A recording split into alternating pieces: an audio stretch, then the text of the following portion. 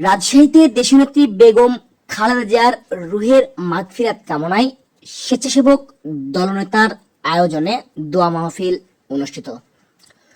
2 জানুয়ারি শুক্রবার সন্ধ্যায় বাংলাদেশের 3বারের সাবেক প্রধানমন্ত্রী ও বিএনপি চেয়ারপারসন মরহুমা বেগম খালেদা জিয়ার রুহের মাগফিরাত কামনায় রাজশাহীর বালিয়ার মোড় এলাকায় মহানগর স্বেচ্ছাসেবক দলের যুগ্ম আহ্বায়ক মঞ্জুর আলম রেন্টুর আয়োজনে কোরআন তেলাওয়াত এবং দোয়া মাহফিল অনুষ্ঠিত হয়েছে।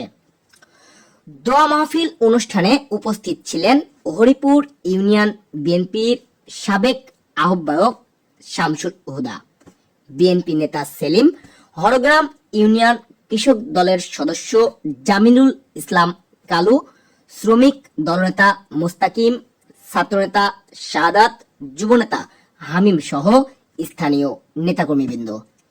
এ সময় মঞ্জুরুল আলম রেন্টু বলেন, আপনারা জানেন বাংলাদেশ জাতীয়তাবাদী দলের চেয়ারপারসন দেশনেত্রী বেগম খালেদা জিয়া দেশের সংকটপূর্ণ অবস্থায় নেতৃত্ব দিয়ে স্বৈরাচার এরশাদের পতন ঘটিয়েছেন।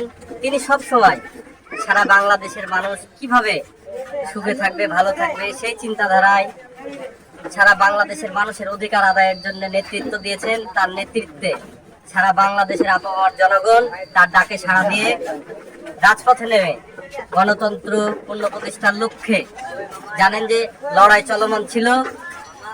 তার ধারাবাহিকতায় 5 আগস্ট স্বৈরাচারী খুনি হাসিনার পলায়নের পরে স্বৈরাচারী খুনি হাসিনার শাসন আমলে দেশনেত্রী বেগম খালেদা জিয়াকে 16 পয়জন দিয়ে জেলখানায় তাকে ধীরে ধীরে মৃত্যুর দিকে ঠেলে দিয়েছে। তার মৃত্যুর জন্য দায়ী স্বৈরাচারী শেখ হাসিনা আওয়ামী সরকার।